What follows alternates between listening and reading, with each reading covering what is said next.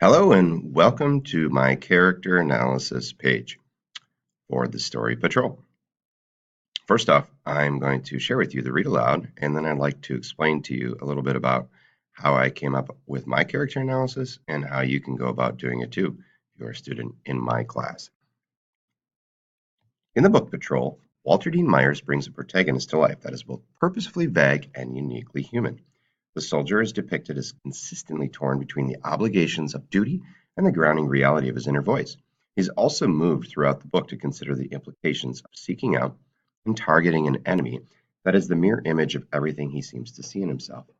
In short, Myers portrays a character who is compassionate and empathetic human in contrast with the clear and dire expectations of a soldier on patrol in the war-torn forests and hillsides of Vietnam. Myers sets the expectations of soldiery up quickly on the first page of Patrol, indicating, "My squad of 9 men are in the forest." This clearly shows the reader that our protagonist is indeed in these forests for the distinct purpose of war. On the next page, Myers writes, "Somewhere in the forest, hidden in the shadows, is the enemy. He knows I have come to kill him. He waits for me." This passage demonstrates that the main character is thinking early and often about his enemy and considering this enemy's thoughts and designs. A little later, in the midst of a firefight, the main character states, "I empty my clip, setting more bullets," and "the radio crackles in my hand as I call for bombs." This shows that he will routinely fulfill his role as soldier when needed. Conversely, throughout the story, his role as soldier seems to be compromised often as the reader is privy to his inner thinking. The most poignant examples are on display as he vividly describes the people who live in the village that the squad targets. The enemy, a brown woman with rivers of age etched deep into her face, and babies, little enemies with tears streaming down dusty cheeks. These descriptions clearly show a man who has empathy and sympathy for those he is supposed to consider to be the enemy. He can't help but see them as people who are suffering and have real feelings. This sense of humane decency continues when, after leaving the village, the protagonist has a chance to shoot an enemy soldier as his squad is getting withdrawn from the area by helicopter. He has locked eyes with this enemy soldier, and as the soldier is fleeing, he has the chance to shoot him. I lift my rifle. I aim at the distant shadow.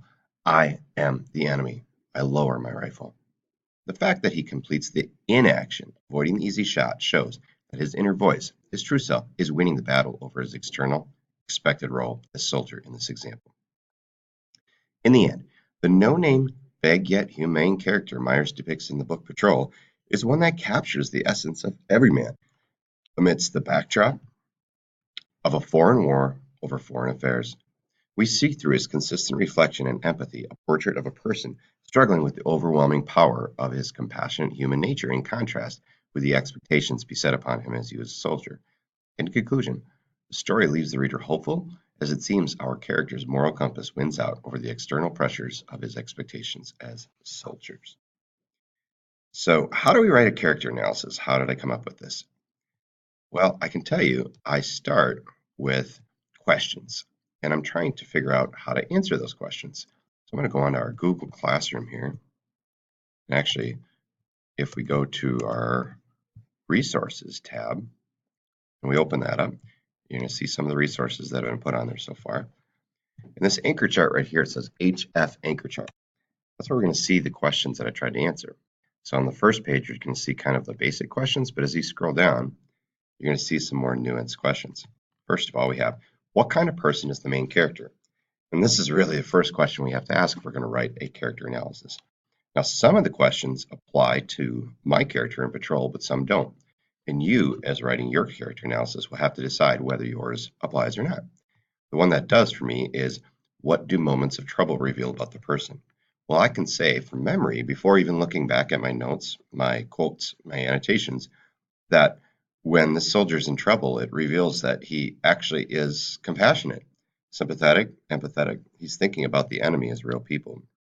When we talk about what's going on in the story, other questions, there's a bunch of questions, and not all of them are answered in the story patrol. And for your book, they might not all be answered either.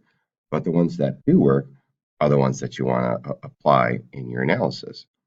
Mine that works really well is, what role does the protagonist play in it? Historical conflict. And he is a soldier in the Vietnam War. And then this is the biggie. And this is the question I keep coming back to. Are there character traits that collide with what's going on?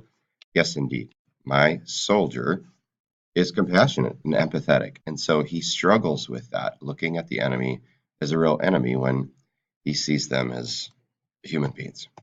So getting back to the essay itself, the structure is very simple. It's a 3-paragraph essay. I've got an introduction, a body paragraph, and a conclusion. In the introduction, I want to set it out what it is I'm trying to prove. And you can read over the whole thing. Again, if you want, I talk about the protagonist and who he is and what's going on. But basically, my thesis, that is the statement that I'm trying to prove, will typically come at the very last sentence of that first paragraph. And here I basically say it's a character who is compassionate and empathetic, in contrast with being a soldier. Okay, so now I have to prove that he's a soldier and prove that he's compassionate and empathetic and show that is creating tension or contrast for that character. So that's what I set out to do in the body paragraph. And in the first maybe 9 lines here, I prove that he's kind of fulfilling this role as a soldier. So I have several quotes, including the squad of 9 in the forest, emptying his clip, the radio crackling. All these things are pointing to him being a soldier. I also, after each quote, have reasoning. This shows that he will routinely focus. So each time I start out with reasoning after the quote. Next, I switch gears in this paragraph, conversely, and start to show that he is demonstrating this empathy. So each of the quotes that I have chosen here is proving the empathy and sympathy.